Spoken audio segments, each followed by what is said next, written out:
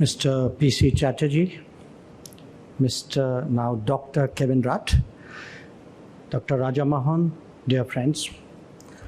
Let me begin by saying what a great pleasure it is to join you all at the launch of the Asia Society Policy Institute in New Delhi.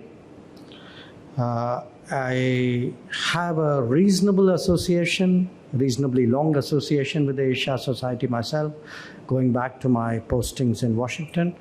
And for the record, I'm a little bit older than the society. But today, as you heard from Mr. Rudd, my remarks would be followed by a discussion on Asia's geopolitical future. And I can think of no one better than Prime Minister Kevin Rudd and Dr. Raja Mohan for such a conversation. Now, when we speak of a rising Asia, the term Asian century naturally springs to mind. To the sensible and the sober, that signifies a greater weight for Asia in the overall global calculus. To the polemical, however, it has overtones of triumphalism with which India, at least, should not be comfortable. But either way, the Asian century requires an effective management of the contradictions of our continent. And that, in particular, means a modus vivendi among its key players. And that is why rising but divided is such a strong concern. It is said that a prerequisite for an Asian century is an India and China coming together. Conversely, their inability to do so will undermine it. Now, managing contradictions within Asia obviously presumes an acceptance of its diversity. Given that there are distinct regions, specific cultures, and significant powers, this is a clear prescription for multipolarity. Noting the overall salience of Asia and the international order is so much more today, it also suggests that the outcome in Asia has global repercussions. In essence, a multipolar Asia is necessary both for an Asian century and for a multipolar world. From time to time, there is also talk about Asia for Asians. Such thinking needs to be carefully analyzed, both from a national interest perspective as well as the implications of the proposition itself. The suggestion that it could be the basis of a united front presumes a stronger convergence within the continent than reality supports. Moreover, a united front works when participants are confident of the vision and, more important, the intent of each other. This requires at least a moderate level of mutual trust. Even in the past, this was not an easy challenge to address. It is obviously much more difficult now.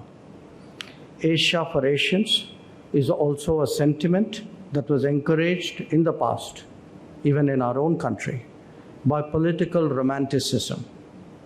The Bandung spirit, however, got its reality check within its first decade. Indeed, the experience of the past affirms that Asians are second to none when it comes to realpolitik.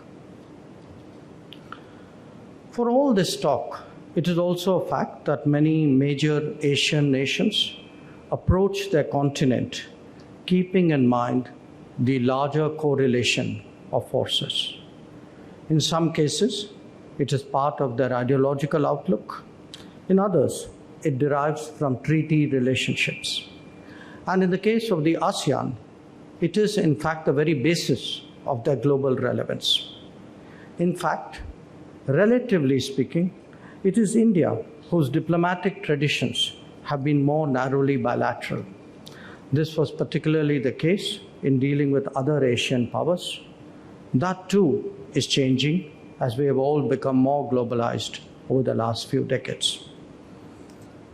On this subject, let me also emphasize that a narrow Asian chauvinism is actually against the continent's own interests. Precisely because Asia is so energetic and creative, it would like to benefit from the open doors of other regions. That obviously cannot be a one-way street. Such an outlook also goes against the reality of globalization, whether it is resources, markets, or supply chains. These can no longer be compartmentalized. There are resident powers in Asia, like the United States, or proximate ones like Australia, who have legitimate interests. Their contribution is also invaluable for securing the global commons. India's universalist outlook, expressed in the belief that the world is a family, encourages it to go beyond exclusivist Asian approaches. Asia's prospects and challenges are today very much dependent on developments in the Indo-Pacific. In fact, the concept itself is a reflection of divided Asia, as some have a vested interest in keeping the region less cohesive and interactive. That the global commons and the international community are better served by collaborative endeavors like the Quad apparently leaves them cold. Developing even a basic strategic consensus in Asia is therefore clearly a formidable task. As the international order evolves, this desire to selectively retain elements of the 1945 situation while transforming others, and we see that in the UN as well, complicates world politics. We can reasonably expect Asia to continue rising because the economic and demographic trends point in that direction. How divided it would be depends on how well or badly its fissures are managed. And this in turn would demand adherence to laws, norms, and rules. For a start, sovereignty and territorial integrity will have to be respected. Initiatives that impact the region must be consultative, not unilateral. Connectivity, in particular, should be transparent, viable, and market-based. Similarly, development agendas also need to be broad-based and reflect the global consensus rather than individual national objectives. Contributing to the well-being of the global commons and providing global goods can also make a big difference. And not least, agreements and judgments must be scrupulously adhered to, not regarded as matters of convenience. The three shocks of the COVID pandemic, the Ukraine conflict, and climatic disturbances are also impacting the evolution of the Asian economy. Together, they make a powerful case for more engines of growth and resilient and reliable supply chains. There is a parallel debate underway in the digital world that focuses around trust and transparency. How these will translate into strategic outcomes is still too early to predict. In comparison with other continents, Asia lacks an agreed architecture of any nature. Currently, the ASEAN offers the best possibility as a meeting ground. Its centrality and relevance is therefore obvious. However, there are challenges that go beyond the remit of its institutions and platforms. These are aggravated by anachronistic multilateralism. Effectively addressing such deficits are now best done by plurilateral groups, the Quad being a notable example. Much of the future of Asia depends on how relations between India and China develop in the foreseeable future. For ties to return to a positive trajectory and remain sustainable, they must be based on the three mutuals: mutual sensitivity, mutual respect, and mutual interest. Their current status is, of course, well known to all of you. I can only reiterate that the state of the border will determine the state of the relationship. So let me conclude by emphasizing the contribution that a rising Asia can make to the world order. As the most dynamic region beyond the West, its successes can inspire the rest of the global South. Indeed, it is leading the process of global rebalancing through its endeavors. For this to have the widest impact, India espouses a cooperative, inclusive, and consultative approach to international relations. We believe that multipolarity, rebalancing, fairer globalization, and reformed multilateralism are all advanced by the progress of Asia. Our diplomacy is accordingly shaped by this belief. Thank you. Mr. Minister, let me thank you. Thank you for joining us this evening here to launch the Institute. I also wanted to thank Mr. Rudd, the former Prime Minister of Australia, to come all the way and spend almost a week interacting with the government, with the civil society, and the range of people, and be here at the launch of the Asia Society Policy Institute. Minister, you said a lot in the last 15 minutes. It was a short speech, but there was a lot to unpack there. You talked about romanticism about Asia. You talked about the dangers of Asian chauvinism. You talked about the need for more universalist approaches from Asia. You also talked about the dangers of, where hegemony often expresses itself in expansive common ideas, which is, for example, our American friends talked about making Asia safe for democracy, ended up in partnership with the communist regime, which they're finding it very hard to unravel. That was the story of the United States. And for our Japanese friends, there was an Imperial Japan, which talked about Asia for Asians as part of its search for hegemony. And then our Chinese friends today talk about Asia for Asians. The notion that, that you can have Asia for Asians is really tested by the kind of actions China takes vis-a-vis Japan, its neighbors. Nobody has done more to promote China's economic development than Japan, and India, which was having a good relationship. So if Asia is for Asians, you really would want the border issues, and which is one of your solutions. But at this point, your government is now dealing with the fourth major military crisis on the border with China, 2013, 2014, 2017, and now 2020. Does that idea finally, put paid to the notion that India and China are going to build a alternative world order? An idea that has gone back.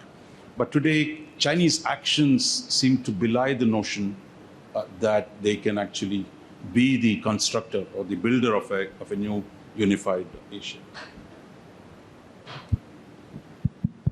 Well, Raj, I think it's a good question to start, and I know my remarks provoked it partially. But look, I think I see three sets of issues with the Asian for Asia proposition. One, it's often presented in a combative kind of Asians versus non-Asians, primarily the West. Okay, and I would argue that neither the state of the world nor the state of Asia's relations with the West, nor Indian interests merit such a combative, such a negative attitude. The second is, when you speak about Asia for Asians, then it becomes who's Asia, or which Asia, and that then works only if there is some kind of understanding within Asia itself. Now, if you look today, despite what's going on in Ukraine, all said and done, there is the European continent, in a sense, has a very strong institutional basis. If you look even today at Latin America, from which I've just come, whether you look at CELAC, whether you look at Mercosur, whether you look at CARICOM, the individual bits or the collective bits, you look at the African Union, comparatively, actually, Asia is very divided. So the idea that, there is a collective Asia who has an interest itself is a very suspect, very challengeable proposition. And the third then becomes, as I said, who defines that? Now, if Asia for Asians becomes a sort of a smokescreen where the agenda of some are passed off as Asian interests, I think the rest should be smart enough to try and figure that out. Now, it's not a new debate. I refer to Bandung. If you look, Bandung was 1955, before the Asia Society was created. And the spirit of Bandung didn't even last that particular decade. So what Bandung showed was, for all the nice things which were said there, countries pursued their interests, they did balance of power, they actually overlooked ideological differences. Bandung is kind of associated with, in a way, a kind of non-aligned spirit. But actually you had Bandung countries deal enthusiastically with members of military alliances then and thereafter.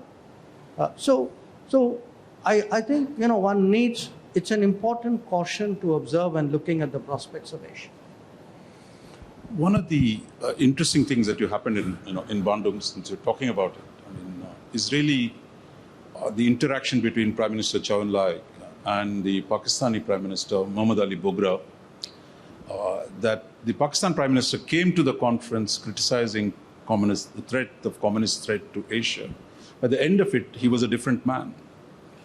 Because clearly, Chow En-lai had charmed him and said, look, your problem is with India, not with China. And mind you, Pakistan had just signed a bilateral security treaty with the United States, which is a member of SEATO, CENTO. And there we are, that Pakistan and China find a common ground.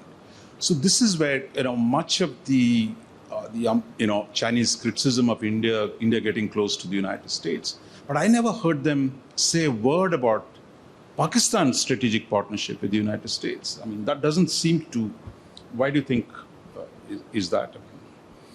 Well, I'm not the Chinese foreign minister.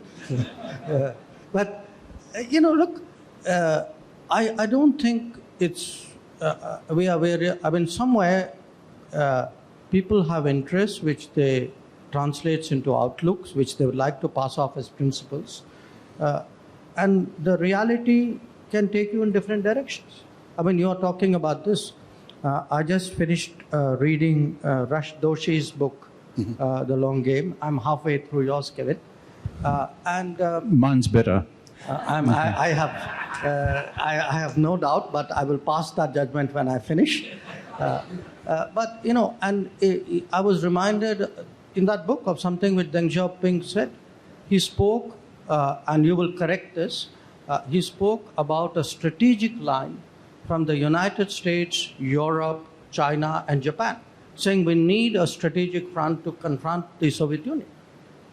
So, if you look at people's countries' histories, their record, I think there's a lot that we can learn. Every country ultimately does what its situation requires them to do, has understandings which favor them. Why would I have an understanding which would be to the advantage of another country? I will run my policies on the basis of my interests, not somebody else's veto. One of the things you said, and you've been saying this for a while, which is the state of the relationship with China depends on the state of the border. Are there any indications that we might see a change in the state of the borders that might lead to a change in the state of the relationship? Look, I want to briefly explain why I say that, because I don't want people, this is not either a dogmatic point or a pedantic point. From 1988, we may not have solved the boundary question, but from 1988, there was a continuous understanding that peace and tranquility on the border was essential for relations to progress. So, it was not, it was a very clearly a mutual understanding, and it was translated 5 years and 8 years later into agreements which kind of tried to implement it. And if you look thereafter, there have been a whole series of agreements which have focused essentially on maintaining peace and tranquility. So you had 2005, you had 2006, you had 2012. Now, if peace and tranquility on the border, in the border areas is undermined, how can the relationship not be impacted? So, I don't think it's a conditionality we are putting. I think we are stating the obvious. And we are stating the obvious which was subscribed to by the other party as well. So it's partly a reminder. Now, do I see it getting better? Look, in the diplomatic world, you always keep, it's a game of perseverance. You keep at it. Yes, at least on the disengagement front, we have made some progress. I would argue some substantial progress in some very difficult areas. Is the job done? No. Is the end of the story the disengagement? Obviously, there are other aspects which will follow. But we have to persevere. Let me go to Prime Minister. You often talked about the potential for a grand gesture from Xi Jinping to India on the border issue. You also say it is possible but not probable. I hope I got it right. Does he have any incentive really to make those gestures? Because seeing him, how he deals with Japan or India, there's no evidence at all that he would want to change course, because he's so much more powerful today than Japan or India. I think if you look at the evidence on the ground, and our friends in Delhi are much more conscious of this than we are elsewhere in the region, there is no evidence on the ground that China has changed its posture, its position, or its predisposition to substantively negotiate. In fact, the evidence on the ground, as I observe it, is in the reverse direction, including the build-up of infrastructure on the Chinese side of the border. And so for that reason, and building on a pattern of Chinese behaviours over the last decade, it would seem highly unlikely. The reason I have said it's possible is because the Xi Jinping that I have studied is also a keen student of Chinese history and party history. He's acutely conscious of what happened with the long-term evolution of the Russia-China relationship after Deng normalized the border with Gorbachev in 1989. I'm old enough to have been in Beijing at the time when this happened. So I remember in the midst of Tiananmen, actually, in June of that year, those negotiations were taking place in the Great Hall of the People. And the 30-year-long trajectory of the Russia-China relationship began then. So at a level of theory, not of practical evidence, this would always strike me as something that Xi Jinping, observing the historical significance of what Gorbachev did back then, could in fact learn from that. But I suppose my further point, Roger, is that by the time the Chinese reach this conclusion, it may well be a little too late in terms of India and other countries forming different conclusions about China's overall strategic posture, both for the region and for the world. So I go back to how you characterized it before.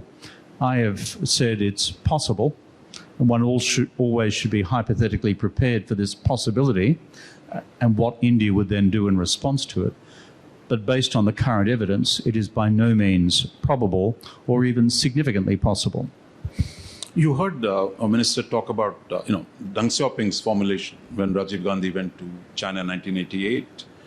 The idea that, a nation century will only take place if India and China become friends. And that was the basis on which we constructed a whole lot of a relationship after that. What has changed in China? I mean, as we said, Dr. Rudd, he's just done a DPhil from Oxford University on Xi Jinping thought. Kevin is fine, actually. Yeah, okay. So clearly, Xi Jinping is not Deng Xiaoping, right? So what is his vision of Asia? Why is it so fundamentally different from that of Deng Xiaoping? Is it because of the conditions under which they came to power? I think there are several reasons for this in terms of the departure by Xi Jinping from Deng Xiaoping's model in multiple areas. One, of course, is politics. Xi Jinping runs a much more Leninist party within China than Deng Xiaoping did. Any of us who have been posted in Beijing or have lived there and worked there, as I've done for years, will know that this has radically changed.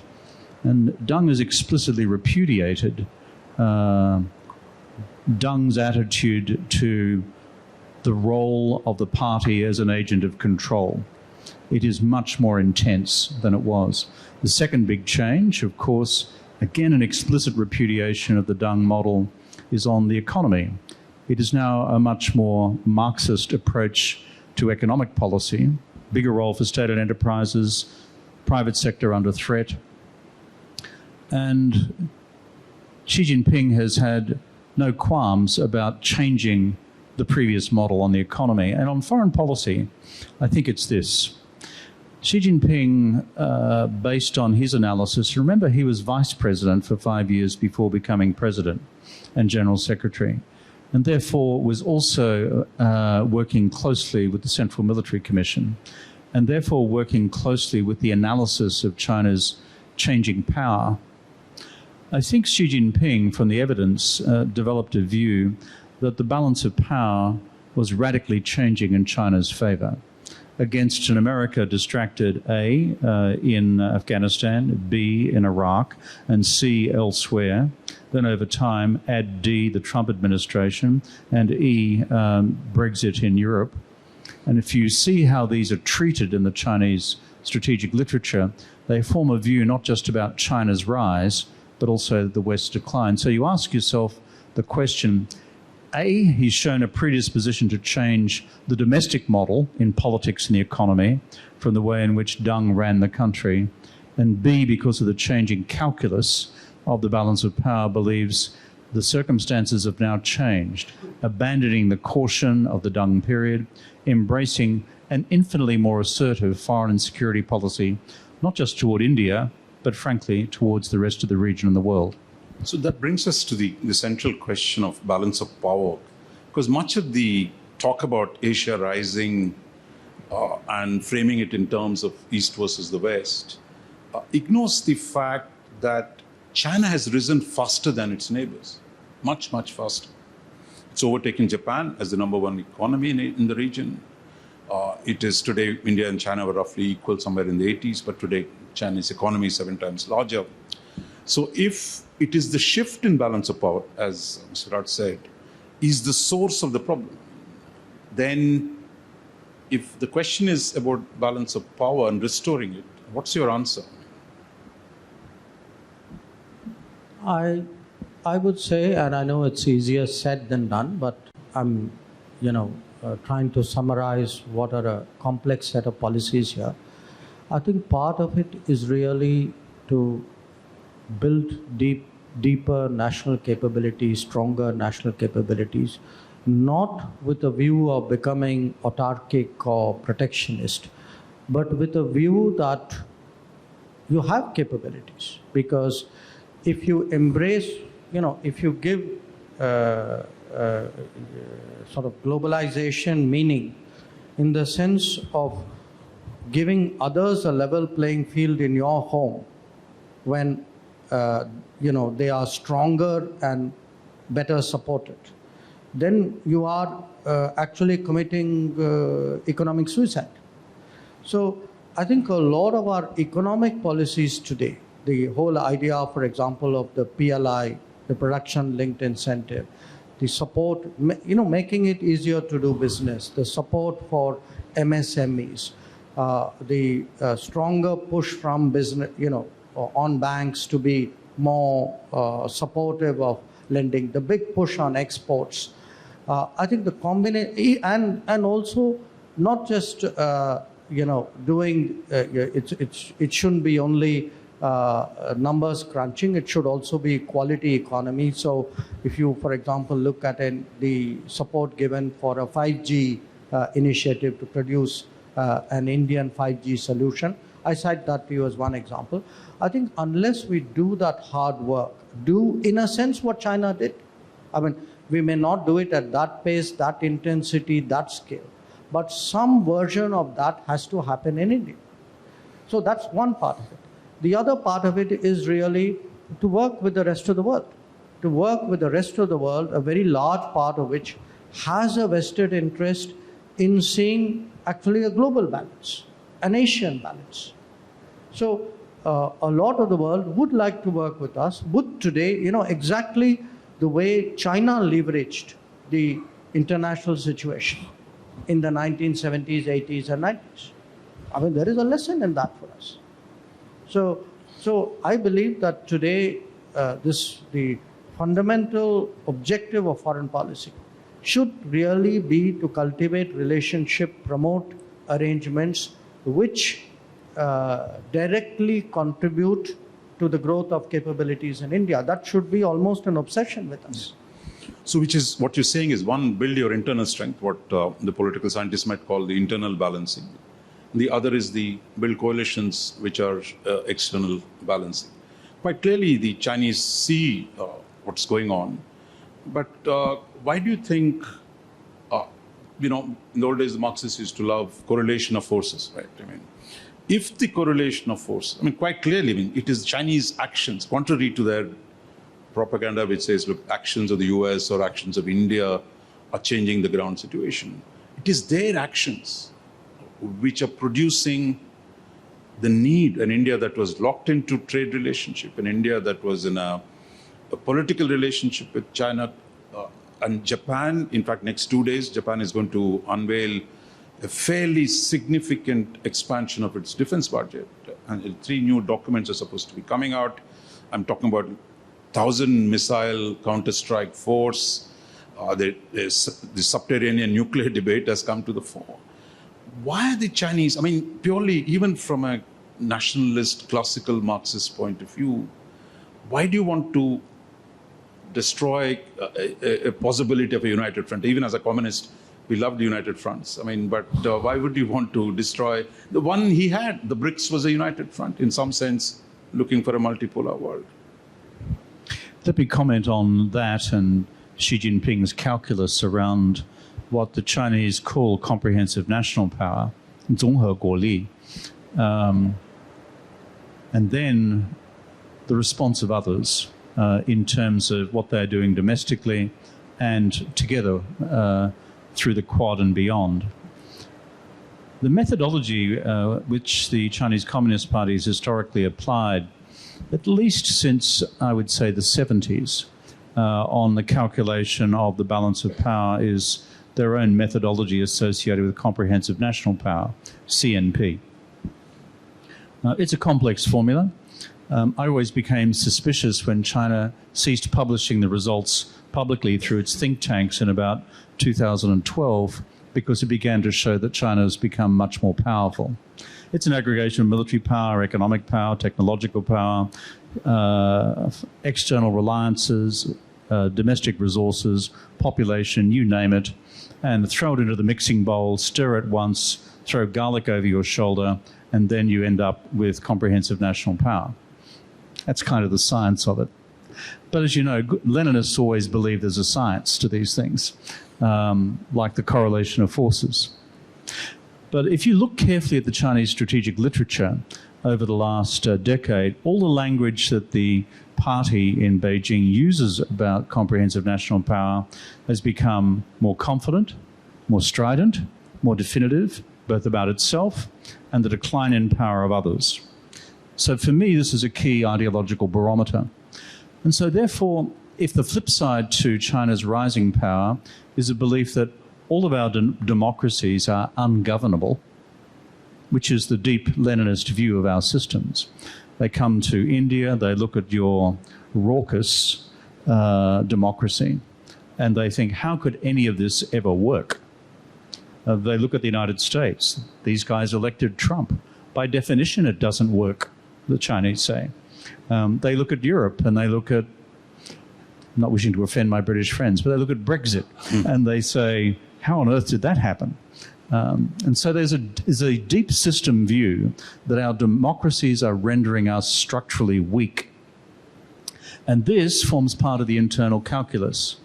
Not only are they more powerful, but we are structurally weak.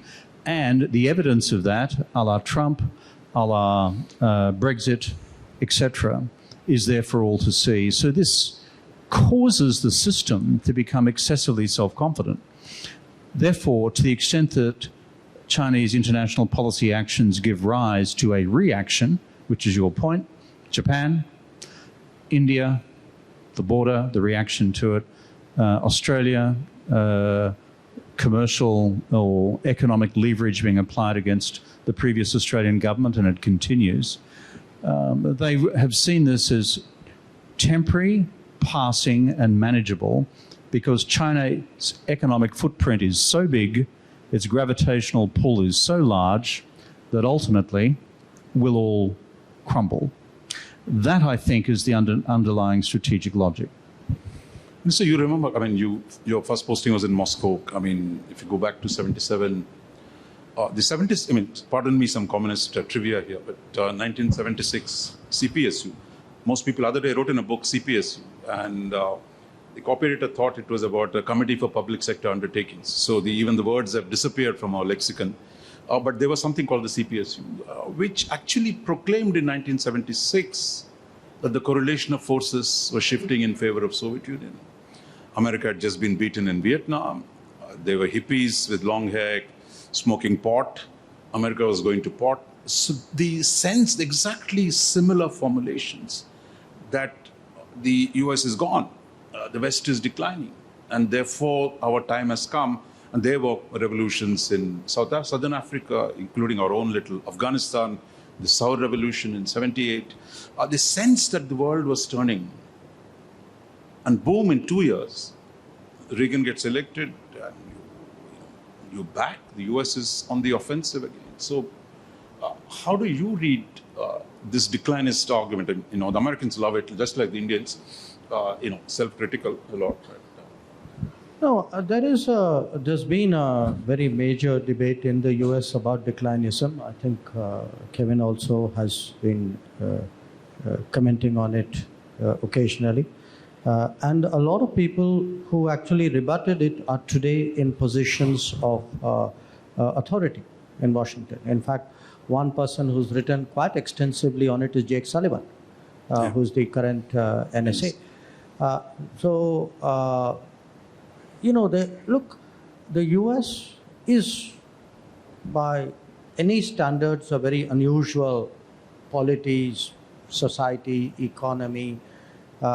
It has been much more capable of reinventing itself, of coming back into the game in a very, very strong way with a new set of instruments.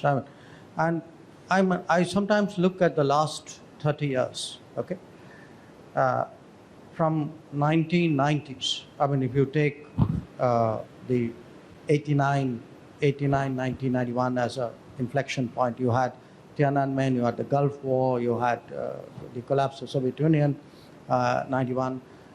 The first decade was a decade of very strong American dominance, and the end of the decade saw that expressed in what happened to Yugoslavia. Now, the next decade, in fact, the next 2 decades, from 2001 till till recently. The US actually got pulled into a set of conflicts it couldn't possibly win. I mean, Afghanistan, you could argue, it was not a war of choice, though the manner in which it was fought was a matter of choice. Iraq was a war of choice, but the combination of the two and how it depleted the US those 20 years. So you had, now it's not like Americans didn't figure it out. I mean, from Obama, you could actually see the effort to extricate yourself from these for these forever wars, and try to come back into the game very differently. And in a sense, to me, that's really what the Biden administration is trying to do. And they today, I mean, just like, China today, or the Chinese system today has technology at its command, which its predecessors did not have. The US too has technology at its command. It has finance at its command, and has a propensity to use it in a way in which it has not done earlier. So I would argue that this decade, we are actually going, to me, the events of this year and where that could possibly be extrapolated is a very novel proposition on how actually coercive aspects of international relations are going to be expressed, not in the way in which they were in the previous 2 years. So what happens when the power of the US is no longer limited by the boots on the ground? I mean, looking at the decline argument, has taken hold in Southeast Asia as well, much of Southeast Asia, I mean, with the exception of Japan and probably Australia. So if China's power has risen, the US is pushing back. So do you think the rest of Asia will be neutralized? The temptation is to neutrality? Or actually, when you say that, actually, you're making a choice? Well, as we know, in international relations theory, Roger, states do one of either of two things. With a rising power, they bandwagon or they balance. And if you look at the history of international relations, that tends to be how it unfolds.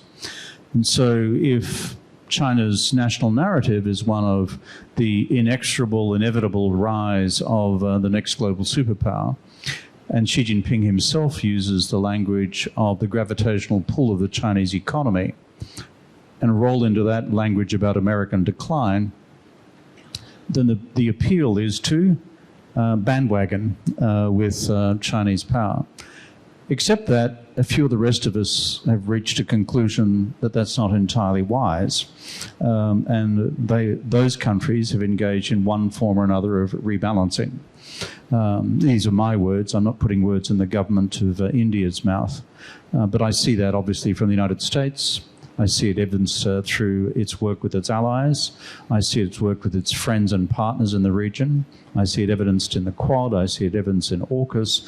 I see it in multiple instruments. And so therefore, for the rest of the region, for example, Southeast Asia, which I think our Chinese friends see Southeast Asia as representing the swing state in geopolitics. And they're not sure which way it's going to go. But my friends in Southeast Asia would say publicly they don't like things like the Quad. Publicly they're concerned about things like AUKUS. But the truth is, in Southeast Asia, it affords these states new freedom for maneuver. And those of us who are in the Quad, I think, understand that. And so I think I do not see evidence at this stage of a stampede towards Beijing. I see a lot of hedging, but frankly, increasing evidence of freedom of maneuver as well. And one final footnote, and touching on what Jai said before about India. You see what's happening in both the United States, India, and Japan. These large economies now reinvesting in their own technological and broader infrastructure-based economic future. Because everyone has got the message. In order to be a dynamic economy and to be engaged effectively in long-term rebalancing, unless that happens by way of our domestic investment priorities, it's all on paper.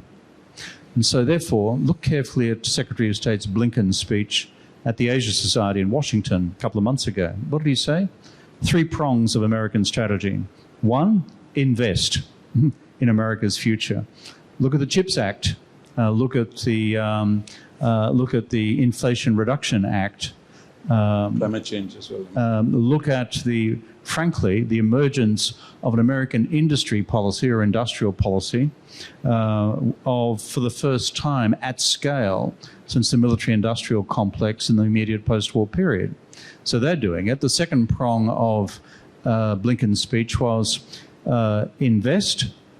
Second prong was work with allies and partners around the world. That's the Rebalancing Act. And the third element of American grand strategy reflected in the Blinken speech was to challenge China's operating space, if you look at it carefully as a text, while still providing opportunity for some levels of strategic cooperation with Beijing. In one form or another, that overall architecture has been reflected across a number of states, including my own. Since you're agreeing a lot, maybe I'll try and see if there's a bit of a crossfire here. India walked out of the RCEP, citing, the problems of too much. We didn't join it. We didn't walk out of it. Sorry, you didn't join. But Australia, you continue to be there, but we are in the Quad. But you're not in. You're in the RCEP. We are not, and we are together in the IPEF, the Indo-Pacific Economic Framework. So, why is it that the how do you see continuing to be in the RCEP help Australia's case? Well, there's no club we Australians wouldn't join. It's, particularly if there's free beer. No, serious point is that the future success, and I keep saying this in Washington, Republicans, Democrats, House, Senate, administration, those who want to be in the administration, is American strategy for the Indo-Pacific region hangs on one essential premise, and that is whether you in the United States choose to comprehensively, economically re-engage at speed and in magnitude the major economies of the Indo-Pacific. Because of protectionism in the United States Congress, the administration's response to this is IPEF, the Indo-Pacific Economic Framework. As you know, it doesn't provide market access. But if you dig into it and look at the detail of IPEF, its 4 essential sets of programs do push in a number of constructive directions and may provide the United States with an opportunity to secure new forms of, shall we say, market access by the side window and the back door rather than through the front door of a classical FTA. If America does that and does it effectively in the future with Japan, with India, and with other major regional economies, including in Southeast Asia, then America's missing component in its geopolitical strategy, which has been the economy since the implosion of the Trans-Pacific Partnership, then the Americans are back in force. What I see with IPEF is one big step in that direction, although it's critiqued legitimately for at this stage being a modest step. So I'm going to come back to the audience for questions, so please keep the microphones ready. But to you, Minister, we have geopolitical conflict with China, but our trade numbers are going up. While we are not joined RCEP, the trade relationship seems to be actually the Chinese surplus against India is almost 1/3 of India's total trade deficit. Look, my sense of it is this. You'd also notice that during this period, the Indian economy has grown, Indian exports have grown. So you have a situation, this is my understanding as not as a specialist trade person, which is that as the Indian economy sort of becomes more vigorous, the likelihood of our importing more, semi-processed stuff, components, base materials, all this will grow. So I'm not sure the numbers necessarily give you any sense of actually what is happening accurately. I think people need to drill down into those numbers and say, okay, what are those numbers? What is the quality of Chinese exports today? How was it different before? So say I would look at how much of it is telecom, how much of it is plant machinery, how much of it is project exports. I think when you drill down and look at that, you might get a somewhat different answer than the tone of your question suggested. Look, again, it's nobody's case that in this day and age, countries cut off economic links with each other. But let's not, therefore, take it to the extreme that we must not build our capabilities, that we must keep our defenses down, we must give other countries, who are advantaged by the structure of their economic system a free run in our market. I mean, it's like unilateral economic disarmament. That sounds, that was once upon a time, yeah. Mr. Sunil Mehta. Thank you. Fascinating debate. Thank you. And my question is to the Honorable Minister. We spoke about during this debate on many clubs that have been formed, Quad, ARCUS, you name it, RCAP. We've never used the word United Nations. And is there a need today to relook at what was the objectives of that institution and other multilateral institutions?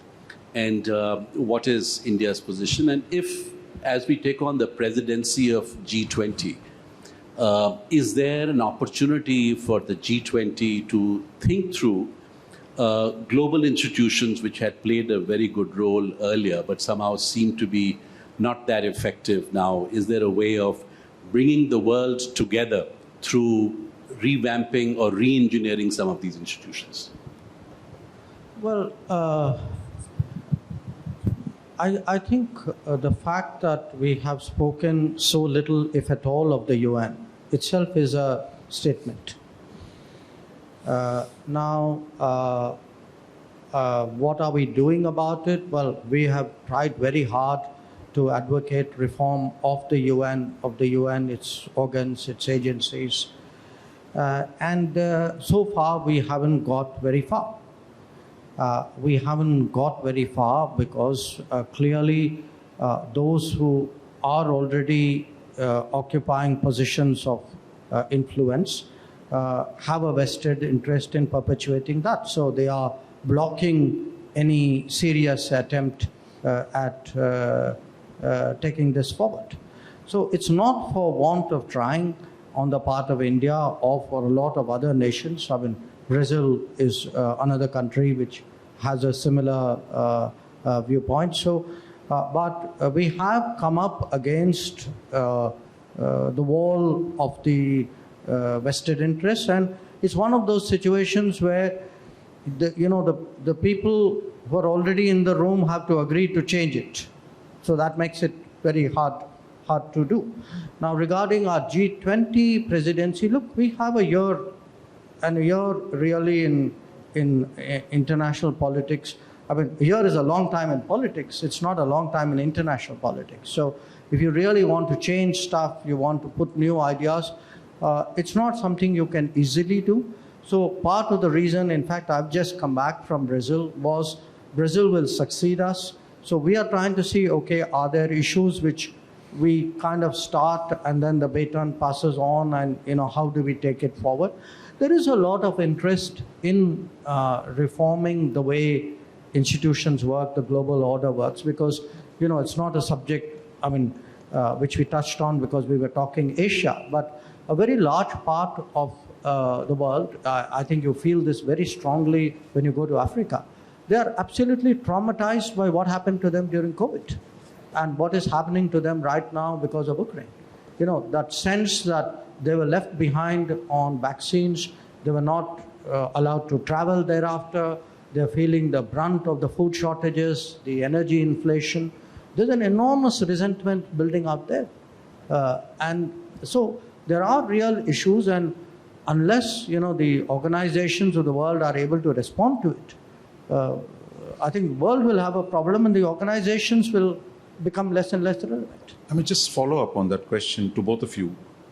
Is the era of multilateralism that seemed so triumphant post-91, when there was no great power conflict, looked like multilateralism was going to be unstoppable?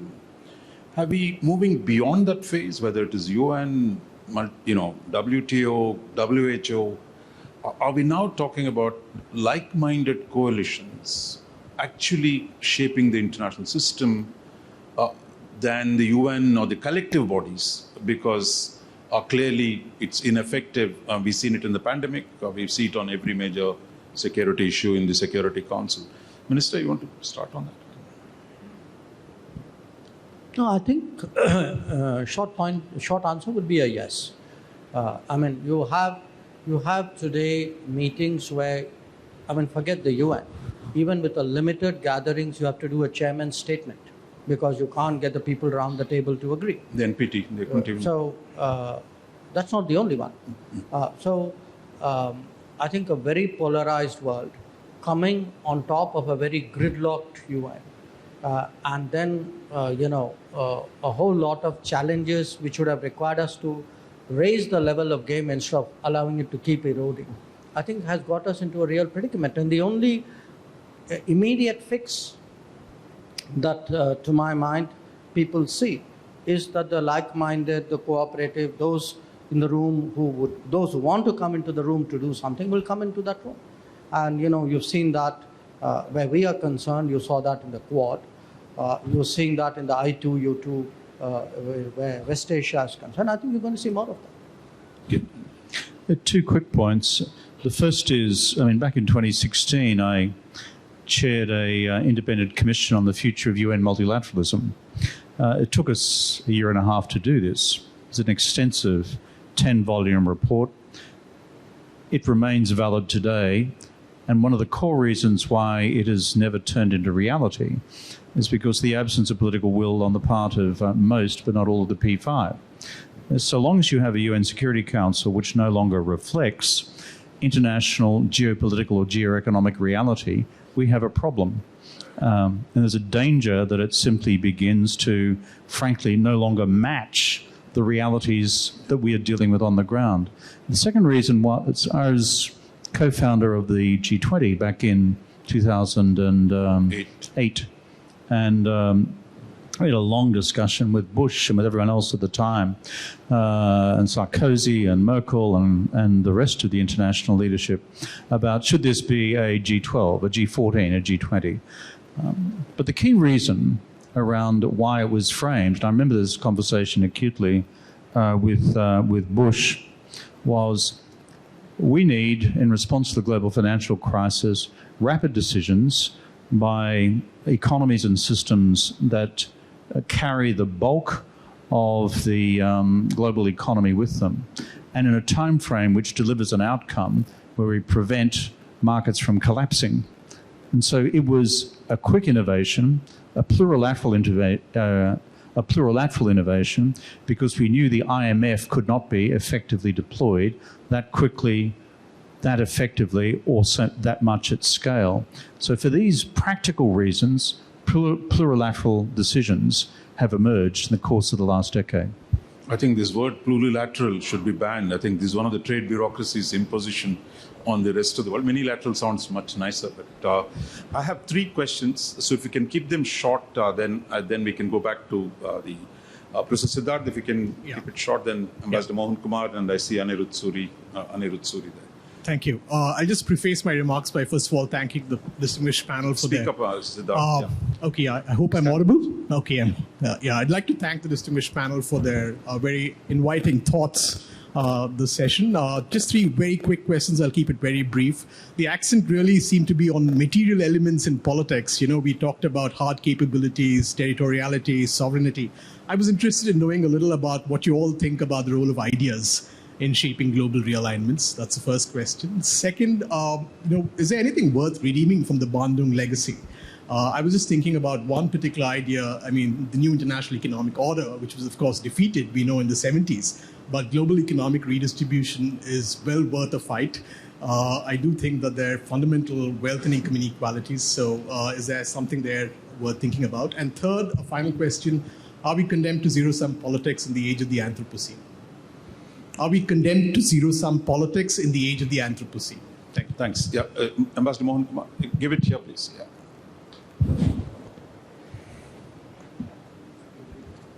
Speak up. Thank you very much. It's a question to Mr. Kevin Rudd, actually. If we are to fear a strong China, then the fact that China has become weak, and I speak under correction, last 1 year, the real estate problem, the drought, and the relative problems that they have had, and the fact that Xi Jinping will become unshackled because he will get elected, then do we fear China much more? It gives him so much more latitude to do what he wants. And should India be particularly worried as well? But not just India, others. Thank you. Yeah, Anirudh, yeah, can you keep it brief? Yeah, there. I just wanted to actually ask about the global tech governance paradigm that we are thinking about building. So as the UN becomes, let's say, largely irrelevant, the global tech governance institutions like, let's say, ITU, ICANN, is that framework, that architecture sufficient to handle issues of cybersecurity, currencies, and so on and so forth, artificial intelligence, biowarfare? Or do we have to re-envision a different architecture, a new architecture altogether to manage these cross-border tech issues? Easy questions. I'll have a go at the first two. The role of ideas and the fear of a strong or a weaker China. I think that's the implicit nature of your question. On the role of ideas, to our friend here, can I simply say this?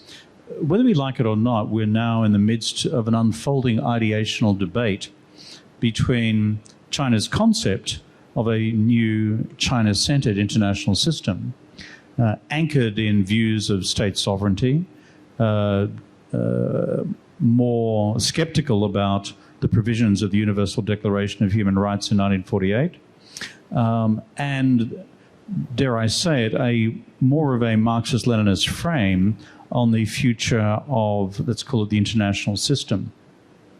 And if you look carefully at China's internal ideological literature, this debate has already begun. So the question for the rest of us in the international community, in what Xi Jinping describes in 2014 as, quote, a struggle for the future of the international system. He actually says this.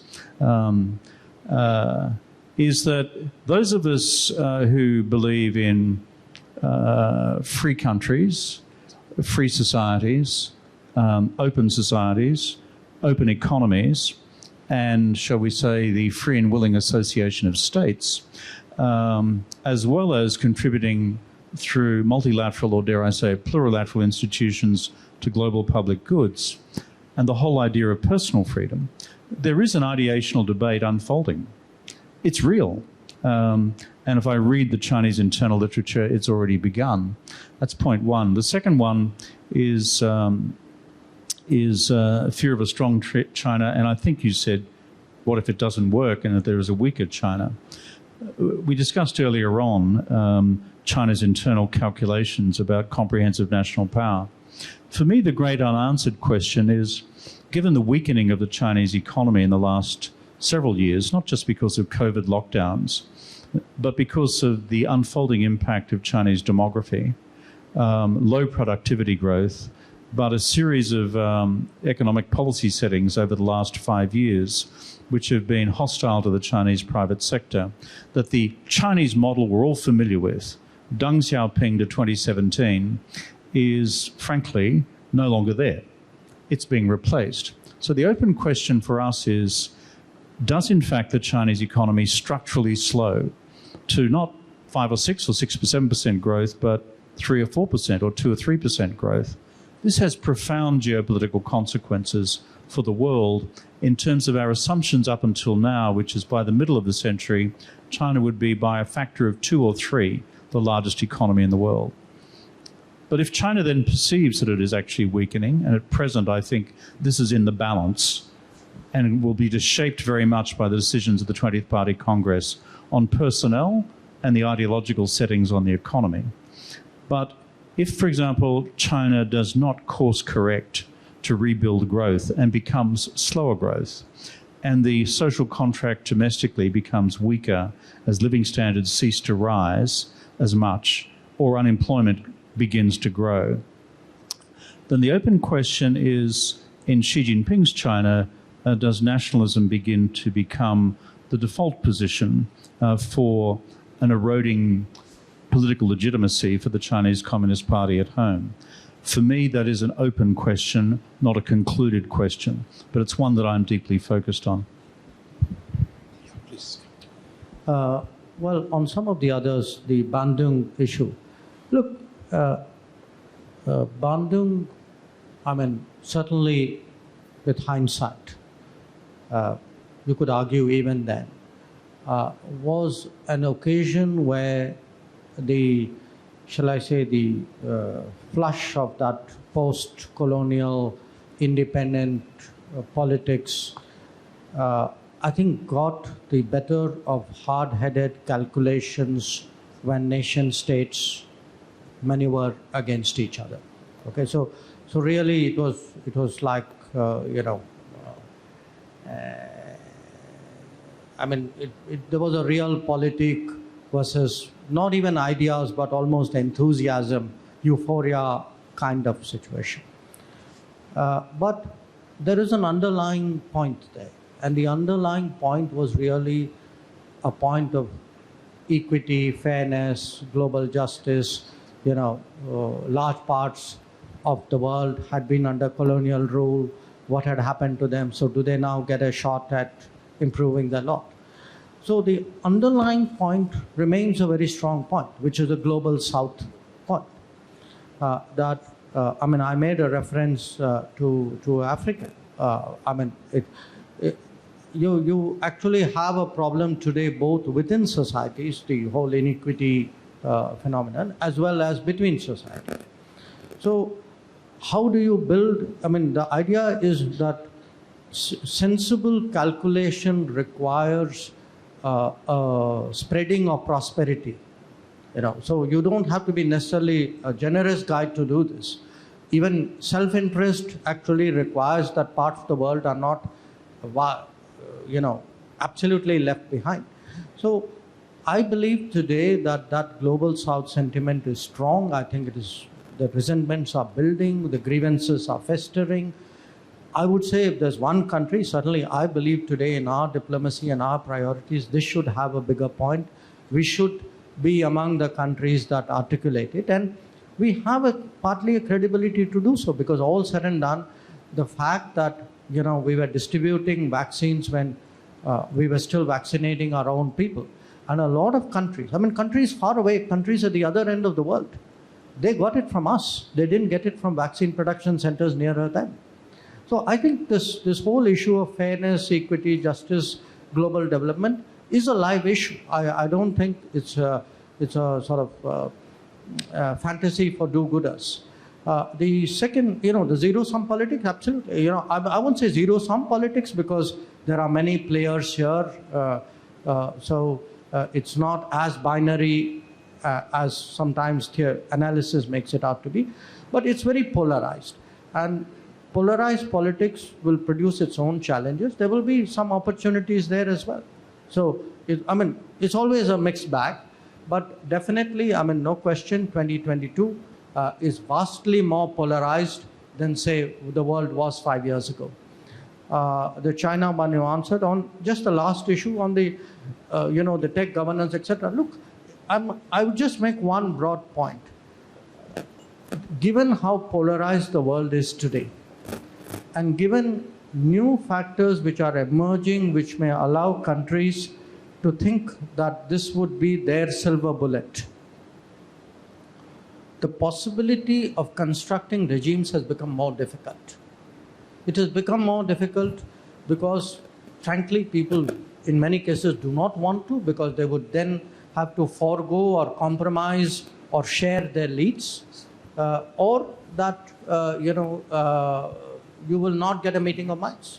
So the outlook for regime building right now is rather dim.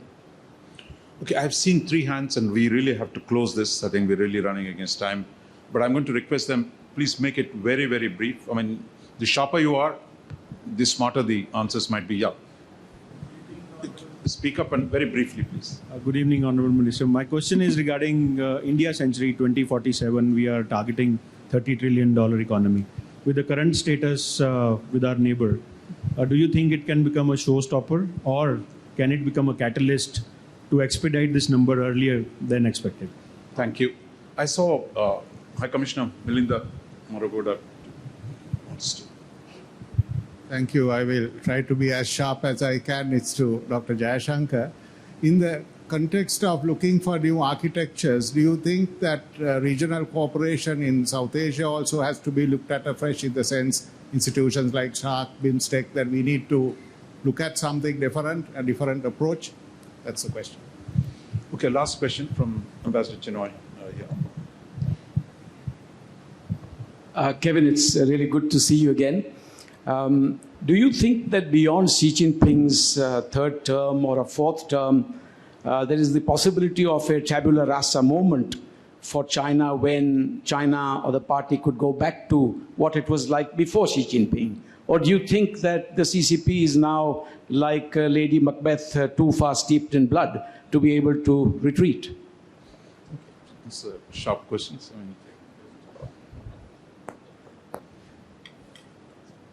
I think the last one would be a great note to end on. I'll work on my Shakespeare. So, now, the two questions actually have something to do with each other, the economic growth prospects and the regional growth prospects. Again, we are one of the least regionalized parts of the world. And I think there's acute consciousness about it. So if you look at the last few years, the kind of initiatives we've taken, frankly, the amount of money we have put out, the projects which are happening, so it could be road, rail, power, fuel, shipping, you name it, all of that is actually happening in our region. And I mentioned that to you for growth because other regions have shown that there's a direct correlation between regionalism, successful regionalism, and higher growth rates. So yes, there will be problems. I'm not sure which neighbor you were referring to. We have problems with more than one. But I think we have to take that as a given and make our plans for higher growth rates. But the High Commissioner's observation there is, is there space or is it time that something new happens on the regional side? Yes, but until it does, I think we can't wait for it. Sometimes if India as the biggest country has to step forward, in my view, it should. I would even say it has done, Sri Lanka being a specific example. We should explore other options. If SAARC is stuck, then look at BIMSTEC. If some subset is stuck, there are sub-regional groupings out there. But I would be a very strong votary of more regionalism, of India actually being more generous and more non-reciprocal and more effective in what it is building. If you look at ASEAN or look at the European Union, the big countries took the lead. So in my view, that is something which we should do, and I actually believe we are doing that. Ambassador Chinoy asked to finish on Shakespeare and Xi Jinping. This is the first time I've been asked this question anywhere in the world, and I didn't think I'd be asked it in Delhi. So I'm reflecting on whether Xi Jinping has to read Julius Caesar and beware the Ides of March, and who in the Standing Committee, like Cassius, has a lean and hungry look. We'll reflect on that. But I'm not sure that Shakespeare is his natural first choice for reading of an evening. He referred to Das Kapital as the Bible of the working class today in his speech on Marx's 200th anniversary of his birth in 2018. So I think it's more likely to be Marx than Shakespeare. Two quick points, though, in response to a serious question. The more I read Xi Jinping's ideology, the more I'm convinced that his intellectual habits are those of a dialectician. That is, Marxist-Leninists believe in the science, quote-unquote, of dialectics. Action, reaction, progressive forces, reactionary forces, what they call the interpermeation of things. And I see this alive in the way in which he's prosecuted domestic politics, because he feared that the forces of reaction and capitalism would destroy the party. And international politics, where he sees himself as this proactive international force, and many of the rest of us representing the forces of capitalist reaction. You start to see this in the internal literature. But of course, the key question is, by doing what he is doing and incrementally changing the nature of the social contract with the Chinese people, that is, the contract was, after the destruction of the Cultural Revolution, we're going to have no more class struggle. We're going to have greater freedom for individuals, not political freedom, but personal freedom. And we're going to raise living standards and get rid of poverty. And the people will give us, the party, the political power to do that. And that's the nature of the contract. The problem applying Xi Jinping's own dialectics is that if he pushes this too far, it begins to snap and create the internal forces of reaction, which your question anticipates. So in a normal, shall we say, political cycle of a generation, you would expect this to begin to swing back as people become very tired of their relative loss of freedoms.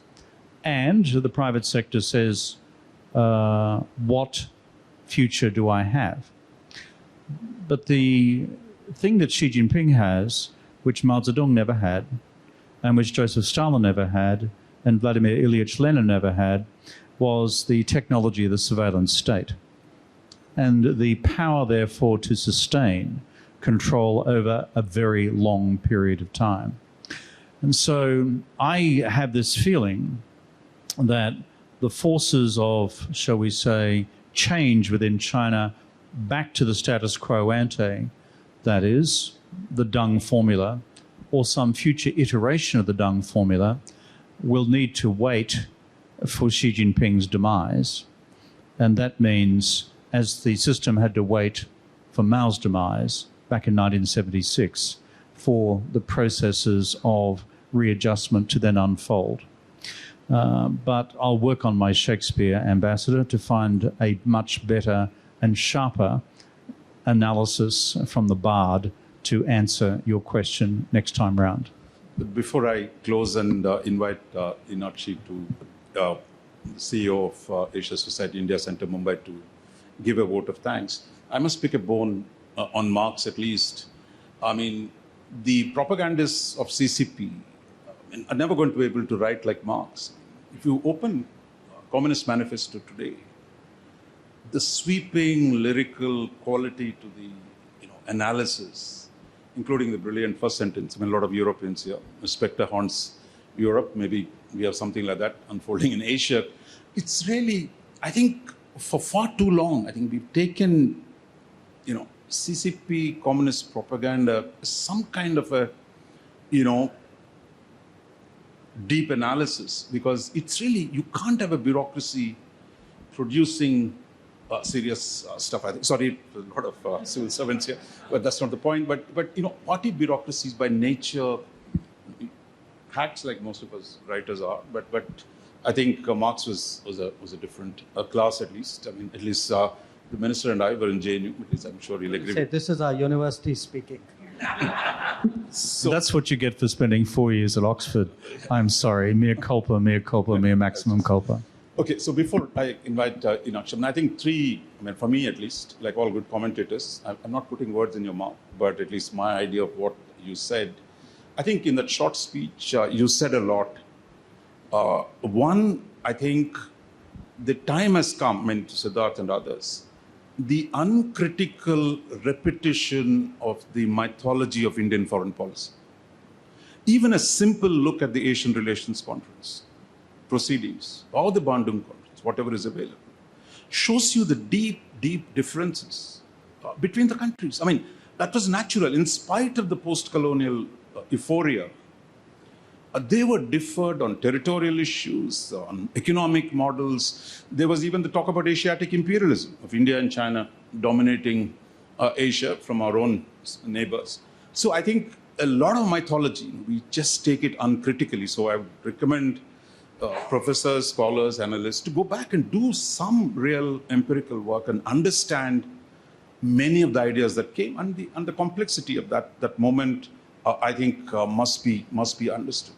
Second, I think, Minister, you said we need to balance geopolitical realism, but with also a sense of universalism, which is that while you talked about the need to take a far more realist look at Asian geopolitics, it's the sources of its divisions, you're also laying out a way in which India cannot give up its universalism or its cause of fairness and equity. So that's the second thing.